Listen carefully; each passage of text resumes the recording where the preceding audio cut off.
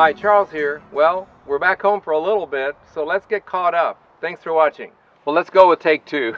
My camera can do 10-minute segments at a time, and I went past 10 minutes, so I know I went on too long. So, quick update. On the last video, I believe we were getting ready to go to the Adventure Van Expo down in Chattanooga. We did that, had a lot of fun, got to meet people, subscribers, people from the Transit Facebook page. We won the category in the DIY contest called the Fun category. I'm not sure what that meant. But we won a nice gift card, and we gave that away to somebody because it was stuff that we really didn't need. We had a power outage twice there, and one time the power went out.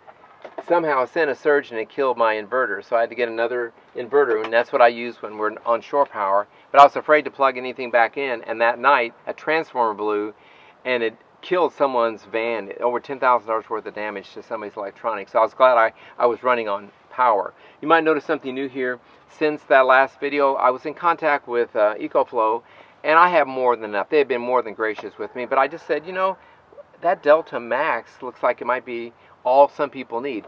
As you know, we travel with 2 Deltas in the River Max, and most of the time we could get by with just 1 Delta because we're at shore power enough, we're good. But we always carried the 2 Deltas. We have the River Pro as well, but we don't take that as often.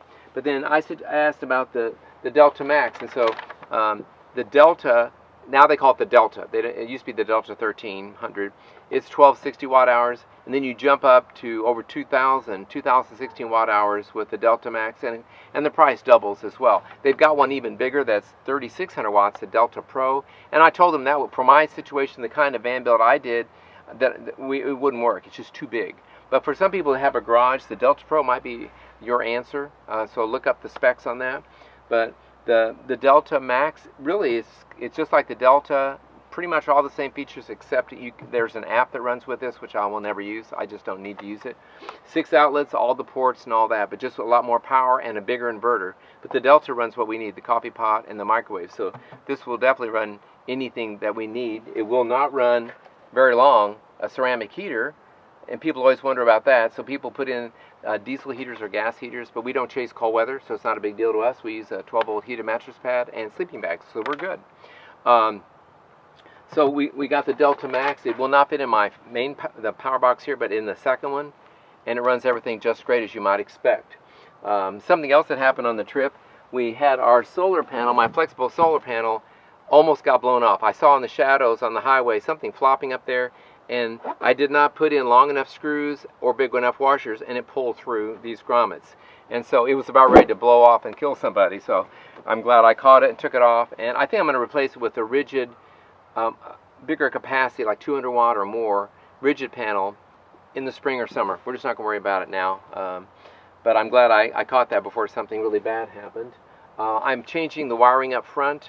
So now whenever I want to run the refrigerator from here, especially like at we're shopping or eating out, I put a socket on the end of the wire here going to the front, and I can plug in the fridge.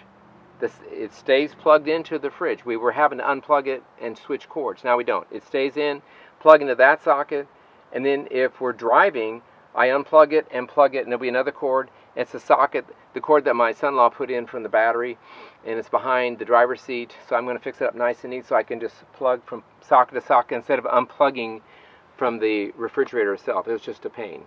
So that cord is plugged in all the time, and so is the one if I want to run it from shore power. So all set there. And then I have fog lights that I've installed, but they're not wired yet. My son-in-law's going to do that. And then I also bought a bumper guard for the front. I'm still investigating about maybe having a receiver welded on the front if I can have that done safely. So I've got a friend that's going to check that out pretty soon. But the bumper guard, nothing super fancy, doesn't have a winch or anything. It's just mainly just to help if a deer glances you. If it's a bad wreck, it's going to wipe out the front anyway. So I'll show you a picture of that as well. And I think that should pretty much cover where we were since the last video. Sorry, we just don't do vlogs. We like to enjoy our time, and we're not going to set up a camera and show you something that 400 people have already done a video on YouTube. So we just appreciate this more and more every time we're out on the road. So that's catch you up a little bit, and thanks for watching.